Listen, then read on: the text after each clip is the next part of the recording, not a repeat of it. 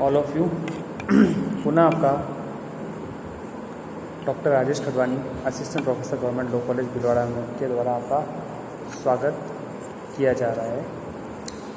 वापस आज जो हमारा नेक्स्ट टॉपिक है फंडामेंटल राइट्स के बारे में आज हम विस्तृत रूप से चर्चा करेंगे कि मौलिक अधिकार क्या है, कहाँ से लिए गए हैं, मौलिक अधिकारों में क्या क्या चीज़ें समावेशित है, मौलिक अधिकार कितने प्रकार के होते हैं, इन सब के बारे में आज हम आपके सामने वर्णन करेंगे। तो सबसे पहला हमारा क्वेश्चन आता है what is the fundamental right, मौलिक अधिकार क्या है। तो मौलिक अधिकार प्रत्येक व्यक्ति के सर्वांगीण विकास के लिए, प्रत्येक व्यक्ति के समस्त विकास के लिए जो राइट हमें कॉन्स्टिट्यूशन के द्वारा प्रदान किए गए हैं, भारतीय संविधान के द्वारा दिए गए हैं, वो हैं मौलिक अधिकार। बिना अधिकारों के मनुष्य पशु के समान। आज यही एक अधिकार है जो मनुष्य को पशु से व अन्य लोगों से पृथक करते हैं। ये राइट ही हैं जिसके कारण हम इस समाज में सर उठाकर जीते हैं, समाज में सर उठाकर आगे बढ़ते हैं। ये राइट्स ही हैं जिसके द्वारा हम अपने आप को दुनिया के सामने प्रस्तुत कर सकते हैं। हमारा जो एग्जिस्टेंस है वो इसी राइट के द्वारा है। अब यहाँ क्वेश्चन आता है मौलिक अधिकार कितने प्रकार के हैं। एवरी कंपटीशन एग्जाम्स में ये क्वेश्चन आता है, बहुत ही नॉर्मल क्वेश्चन है। और आप विधि के विद्यार्थियों को LLB के पेपर्स में, कंपटीशन के पेपर में भी ये ध्यान रखना चाहिए कि मौलिक अधिकार कितने हैं। तो फंडामेंटल राइट्स है 6, ये ध्यान रखना है। कौन कौन से क्या क्या है इसके बारे में हम आगे क्रमशः चर्चा करते रहेंगे। फिर मौलिक अधिकार, यह अधिकार है क्या। तो मनुष्यों के नैसर्गिक प्राकृतिक अधिकारों को हमने फंडामेंटल राइट की संकल्पना के साथ प्रस्तुत किया है। मनुष्य के नैसर्गिक अधिकार क्या है? अपने हिसाब से जीवन जीना, हिसाब से मतलब विधि के हिसाब से। ऐसा नहीं कि आप ऐसा इलीगल काम कर रहे हो कि नहीं हमें तो कॉन्स्टिट्यूशन द्वारा पूरी आज़ादी है, ऐसा नहीं। विधि के अनुरूप जो भी कार्य मनुष्य करता है जो सही है, जो कॉन्स्टिट्यूशन में उसको दिया गया है, वो है फंडामेंटल राइट। अब सबसे बड़ी बात ये आती है कि फंडामेंटल राइट का जो सबसे इम्पोर्टेंट राइट है वो राइट्स है कौन सा। तो देखिए फंडामेंटल राइट को सबसे पहले मैं आपको ये बताना चाहूँगा कि आर्टिकल 12 से लेकर आर्टिकल 35 तक विस्तृत रूप से बताया गया है। फंडामेंटल राइट का जो महत्वपूर्ण आर्टिकल है वह है आर्टिकल 21, प्राण और दैहिक स्वतंत्रता। मनुष्यों का एकांत अधिकार और जितने भी राइट्स हैं वो सब किस में कवर होते हैं, वो सब इसी अधिकार में कवर होते हैं।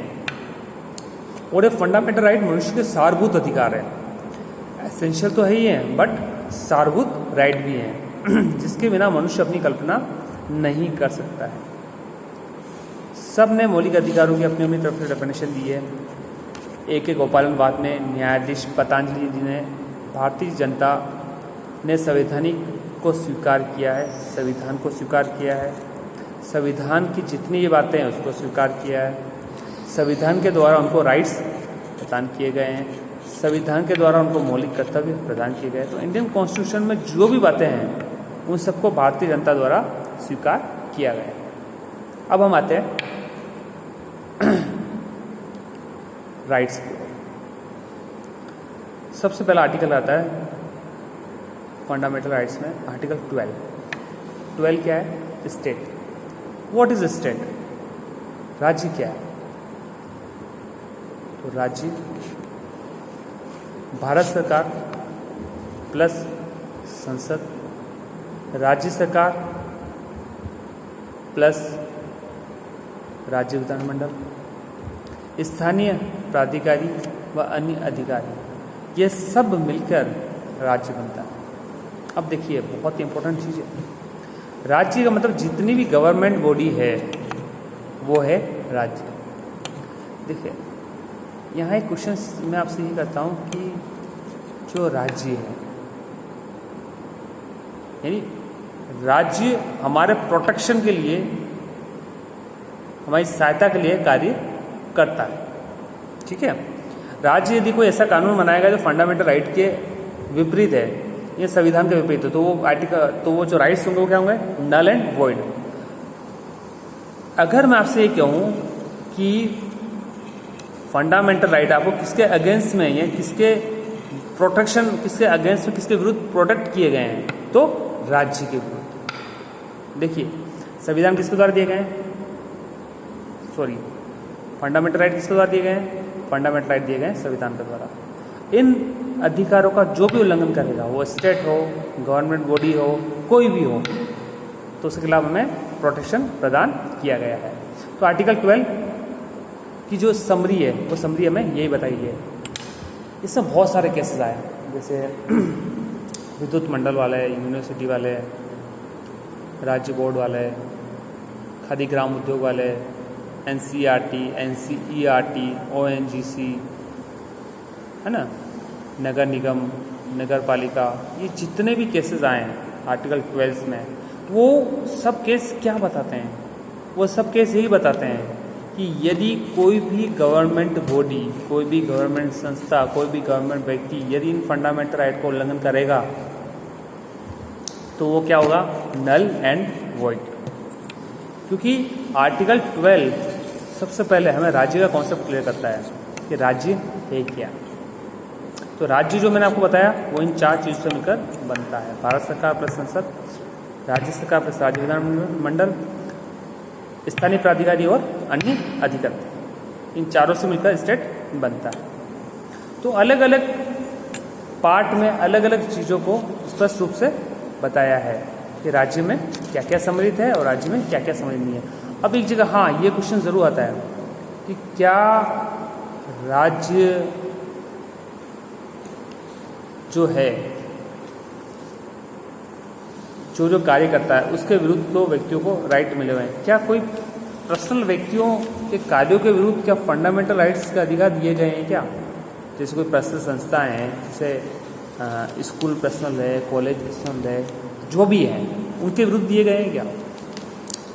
तो अलग अलग केसों में इसकी भी अलग अलग व्याख्या है।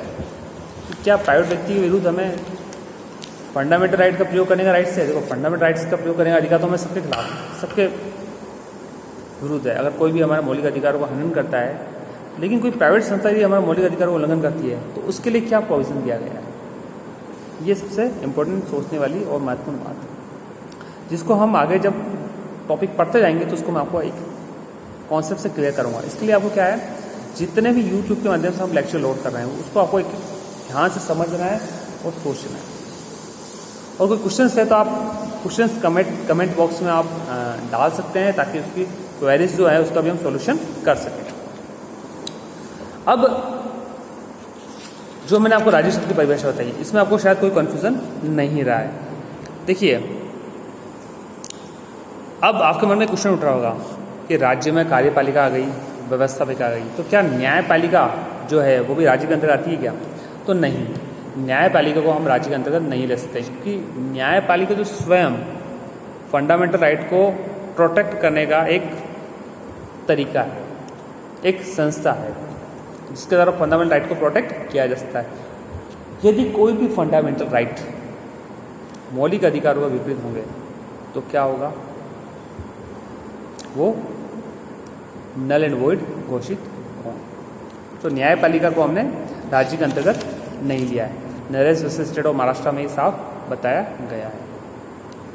अब हमारा जो नेक्स्ट टॉपिक होगा वो होगा judicial review and judicial separation.